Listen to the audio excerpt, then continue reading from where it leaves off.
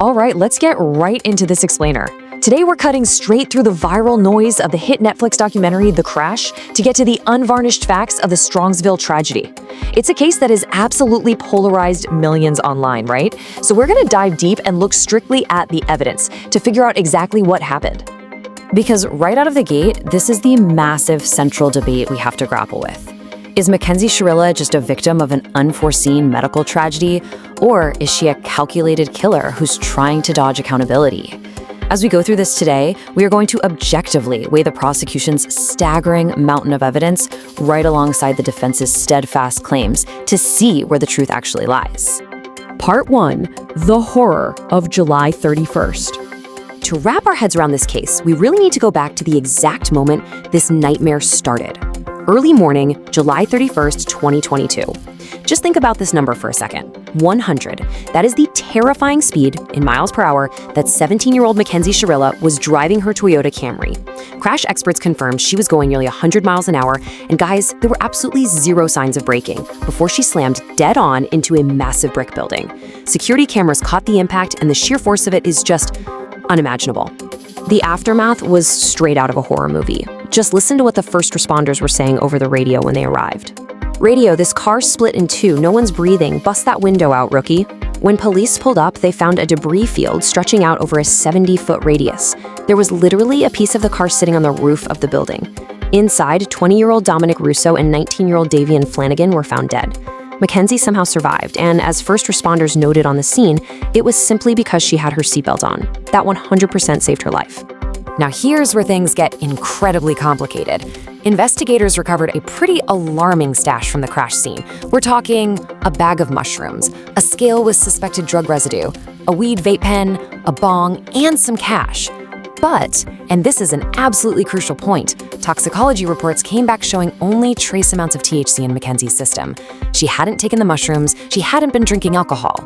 So legally speaking, in the eyes of the investigation, she was not intoxicated when that car hit the wall. Part 2. Evidence of intent. Since intoxication was completely off the table, the entire narrative flipped. What initially looked like this awful, tragic teen driving accident suddenly spiraled into a full-blown investigation for intentional murder. Detectives started peeling back the layers of Mackenzie and Dominic's relationship, and what they found was highly tumultuous. Recordings surfaced revealing some really aggressive threats before the crash. In one of them, Mackenzie chillingly warns Dominic, "This is your last chance to open the door, or you are not coming out of this house all night because I will not leave." The prosecution jumped on this, using these aggressive exchanges as the foundational building block to argue intent. And they didn't stop there. The prosecution rolled out a whole laundry list of evidence. First up, cell phone data that allegedly showed Mackenzie in the exact same spot as the crash just days prior, which suggested she was doing a dry run. Then you add in claims of previous threats she made to crash the car while Dominic was inside. But what really set the internet on fire was her post-crash behavior. She actually dressed up as a corpse for Halloween shortly after the crash and even attended a concert in a wheelchair. Now, stepping back to look at the other side, her mother, Natalie, fought back hard against this narrative. She claimed Mackenzie was so broken up that she built this grieving widow shrine to Dominic in her room, only listening to his music and eating his favorite snacks. And that Halloween and the concert, those were just brief, desperate attempts to find a moment of fun amidst all this agonizing grief. Ultimately, Mackenzie decided to skip a jury and opted for a bench trial, meaning the judge alone heard all the evidence and made the call. And the result was stark. The judge found her guilty of all 12 counts, which included murder, felonious assault, and aggravated vehicular homicide. Part 3. The family under fire.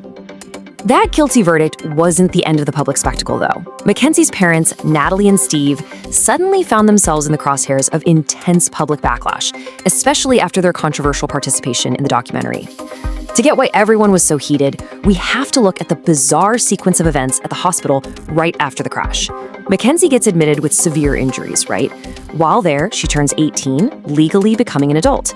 Fast forward to the night before Dominic's funeral, and a very upset Mackenzie tries to leave the hospital to attend it. It gets so messy that police are called in to intervene. Now, rumors started flying online that her dad told the cops she was suicidal and had intentionally killed the boys. But let's clear the air. Sergeant Doyle's actual testimony clarified that her father simply requested a psych evaluation because he felt his daughter wasn't thinking clearly. He never actually told police she was suicidal. Still, the documentary included some incredibly candid interviews that led to severe real-world consequences. At one point, her dad, Steve, is on camera casually saying, "I don't have a problem with her smoking dope. If you're gonna smoke a drug, that's the one I believe you should take." Wow. That specific quote sparked an enormous public backlash, and Steve ended up getting suspended from his job as an art and digital media teacher at Mary Queen of Peace School. He later claimed that producers completely twisted his words, taking a few sound bites totally out of context from hours of footage, and he swore he had zero idea she was supposedly smoking marijuana while behind the wheel. Part 4. Life Behind Bars. Fact versus fiction. Which brings us to the present day. Mackenzie is now locked up, serving her sentence. But you gotta wonder, does that tearful, remorseful persona she presented in the documentary actually match her reality at the Ohio Reformatory for Women? Well, look at this slide. The contrast here is staggering. On the left, you've got her carefully curated, on-camera apology claiming she has excessive amounts of remorse. And then, on the right, we have a leaked jailhouse phone call with her mom where a totally defiant Mackenzie says, "I don't need to be rehabilitated." It paints two completely different pictures of her mindset. And honestly, that defiance totally lines up with what we're hearing from inside the prison walls. A fellow inmate, Kat Crowder, spilled some pretty surprising observations. Instead of a grieving widow, Crowder reported a very light demeanor, lots of laughing and giggling.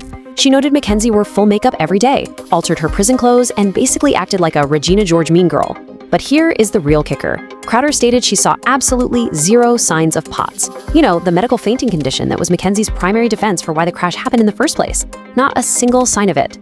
Even the documentary itself throws its own authenticity into question with a crazy twist ending.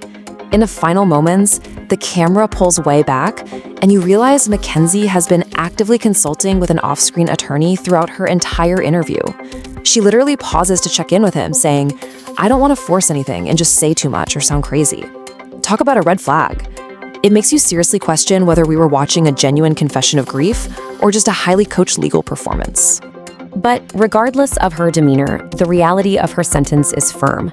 Mackenzie is currently serving 2 concurrent life terms. However, 15 is the key number here. That is the minimum number of years she must serve before she becomes eligible for parole in the year 2037, when she'll be in her early 30s.